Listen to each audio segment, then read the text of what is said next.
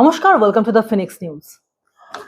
উত্তর কলকাতার অত্যন্ত গুরুত্বপূর্ণ একটা বিধানসভা হলো শ্যামপুকুর বিধানসভা। কেন গুরুত্বপূর্ণ সেই প্রসঙ্গে আসছি। তার আগে যেটা বলার সেটা হচ্ছে যে এই শ্যামপুকুর বিধানসভা কেন্দ্রে গত 15 বছরে ঠিক কতটুকু উন্নয়ন হয়েছে সেই খোঁজ নিতে ফিনিক্স নিউজ উপস্থিত হয়েছিল শ্যামপুকুরের বিভিন্ন এলাকাতে। কিন্তু সেখানে গিয়ে ভীষণভাবে খারাপ লাগলো দেখে যে একটা এতটা গুরুত্বপূর্ণ এলাকা, যে এলাকার দায়িত্বে রয়েছেন শিশু এবং নারী কল্যাণ দপ্তরের মন্ত্রী শ্রীমতী শশী পাঁজা, কিন্তু তার এলাকাতে কতটুকু নারীদের জন্য উন্নয়ন হয়েছে, নারীদের চিন্তা করা হয়েছে, সেটা প্রশ্ন উঠছে। সেটা নিয়ে প্রশ্ন তুলছে বিজেপির পক্ষ থেকে, বিরোধী দলের পক্ষ থেকে। এবারে আসি যে কেন শ্যামপুকুর এতটা গুরুত্বপূর্ণ। তার কারণ হচ্ছে, যদি কন্ট্রাডিকশন হয় তাহলে সেক্ষেত্রে দুটো কন্ট্রাডিকশন একসঙ্গে শ্যামপুকুর বিধানসভার মধ্যে অবস্থান করছে। যেটার মধ্যে একটা হলো, এই এশিয়া মহাদেশের সবচেয়ে বড় রেড লাইট এরিয়া, অর্থাৎ সোনাগাছি বলে আমরা যাকে চিনি, সেই রেড লাইট এরিয়া সেটা কিন্তু শ্যামপুকুর বিধানসভার মধ্যেই পড়ছে। এবং সেই অঞ্চলে ঘুরে আমরা যা দেখতে পেলাম তাতে রাস্তাঘাট সেরকম ভালো কিছু নয়। রাস্তাঘাটের পাশে খানাখন্দ, ময়লা এসব তো রয়েইছে। রাস্তার মধ্যে ভাঙা কল থেকে জল ঝরে ঝরে পড়ে নষ্ট হচ্ছে ইত্যাদিও আমরা দেখেছি। এবং সাধারণ যে মহিলাদের সঙ্গে ওখানকার যারা বনকর্মীরা রয়েছেন তাদের সঙ্গে কথা বলেছি। অবশ্যই আপনারা বুঝতে পারছেন যে বিশেষ কারণের জন্য তারা ক্যামেরার সামনে আসতে চান না, ক্যামেরার সামনে কথা বলতে চান না। তাদের কাছ থেকে জিজ্ঞাসা করে আমরা যা জানতে পেরেছি যে আলটিমেটলি সেরকম কিছু উন্নয়ন হয়নি। তাদের যে স্বাস্থ্যকেন্দ্রটি সেখানে রয়েছে, সেই স্বাস্থ্যকেন্দ্রে ওই সামান্য এইডস এর জন্য বা বিভিন্ন যৌন রোগ কি করে আটকানো যায় সেজন্য কিছু পরামর্শ দেওয়া হয়, সামান্য টুকটাক জ্বরের ওষুধ, পেট ব্যথার ওষুধ ইত্যাদি ইত্যাদি থাকে, কিন্তু কোনো গুরুত্বপূর্ণ ওষুধ বা তাদের শারীরিক সমস্যা হলে সেক্ষেত্রে তারা কিন্তু সেখানে পরিষেবা পান না। অথচ সেখানে একটা স্বাস্থ্যকেন্দ্র রয়েছে এই অঞ্চলটার মধ্যে। এই অঞ্চলটা গোটা কলকাতার মধ্যে একটা দ্বীপের মতো অঞ্চল। বহু মানুষ এমন আছেন যারা ওই জায়গার পাশ থেকে এড়িয়ে চলেন, সেই জায়গায় পা রাখতে দিনের আলোতে তারা ভয় পান। সেই অঞ্চলের মহিলাদের জন্য কতটুকু উন্নয়ন করেছেন ডক্টর শশী পাঁজা? তিনি তো নারী এবং শিশু কল্যাণ দপ্তরের মন্ত্রী, কিন্তু সেই অর্থে সেরকম কোনো উন্নয়ন সেখানকার হয়নি। তাছাড়া রাস্তাঘাট, এই অঞ্চলের যে গিরিশ পার্কের দিকে যাওয়ার ফুটপাথ, সেই ফুটপাথ জবরদখল হয়ে পড়ে রয়েছে। রাস্তায় সাধারণ মানুষকে চলতে হয় মেন রোডের ওপর দিয়ে, যে কোনো মুহূর্তে সেখানে গাড়ির সঙ্গে ধাক্কা লাগার চান্স আছে, কিন্তু তারপরেও তাদের জন্য যে ফুটপাথের জায়গাটা, ফুটপাথটা পরিষ্কার করে দেওয়া হবে তা দেওয়া হয়নি। এবং ময়লা আবর্জনা বিভিন্ন গলির ভেতরে তো ভর্তি হয়ে পড়ে রয়েছে, রাস্তাঘাটের অবস্থা বেহাল, তা তো আমরা দেখেইছি। তার সঙ্গে দিনের আলোতে, দিনের বেলায় সূর্যের আলো তখনও নিভে যায়নি, সূর্যাস্ত হয়নি, সেই সময় দিন দুপুরে দেখা যাচ্ছে ছেলেরা বসে এখানে মাদক নিচ্ছে, নেশা করছে দিন দুপুরে কলকাতা শহরের রাস্তায় বসে। এটা হচ্ছে শ্যামপুকুর বিধানসভার অন্তর্গত অঞ্চলের কথা বলছি। এবং দ্বিতীয়, এই অঞ্চলের আরেকটা গুরুত্বপূর্ণ জায়গা হচ্ছে কুমোরটুলি। সেই কুমোরটুলি যেটার জন্য কিন্তু বাঙালির দুর্গাপুজো হেরিটেজ এই তকমা পেয়েছে।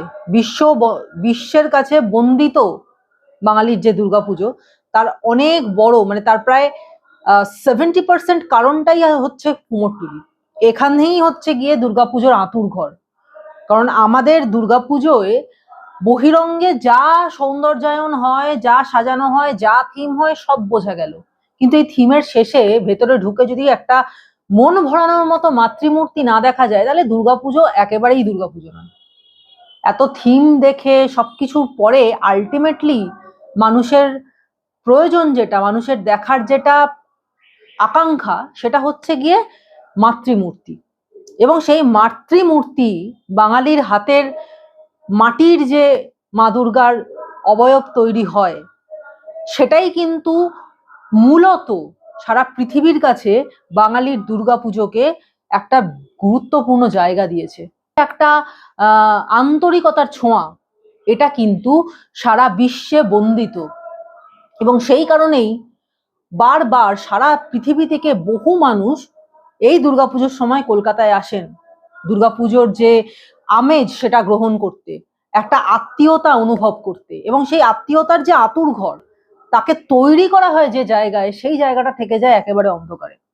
বহুবার বহুভাবে এই কুমোরটুলির যে শিল্পীরা তারা গিয়ে কিন্তু রাজ্য সরকারের কাছে দরখাস্ত করেছেন যে তাদের যে স্টুডিও, সেই স্টুডিওর অবস্থা দুর্গাপুজোর সময় যখন রীতিমতো ভালো বৃষ্টি চলে বা তার আগে খুব খারাপ অবস্থা হয়ে যায়, জায়গাগুলো পুরো জলে ভরে যায়, জল উঠে যায়।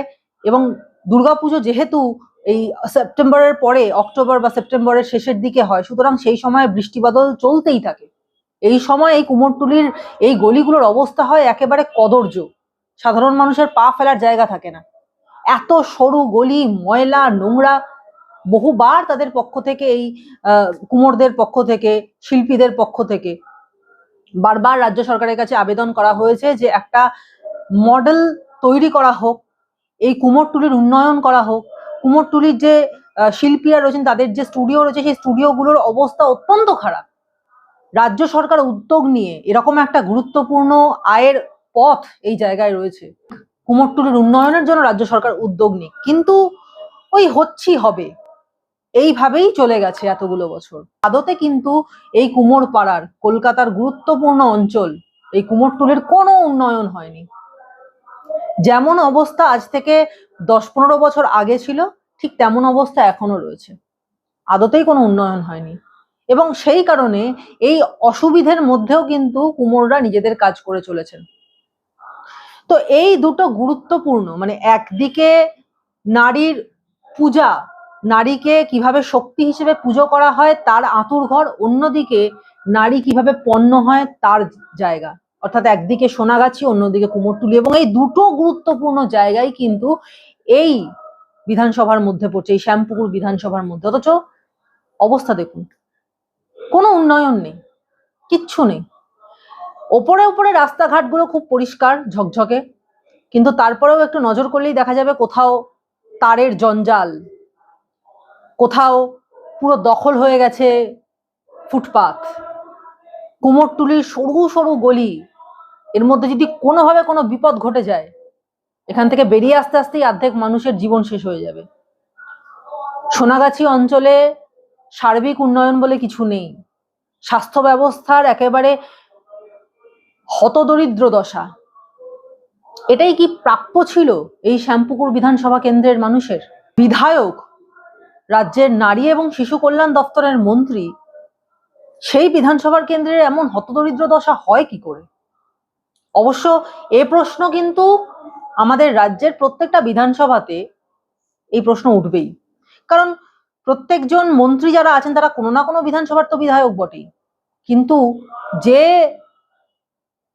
দফতর তার অধীনে রয়েছে সেই দফতরের কাজ কোনো কিছুই কিন্তু সেসব বিধানসভায় আমরা দেখতে পাইনি এখনো পর্যন্ত।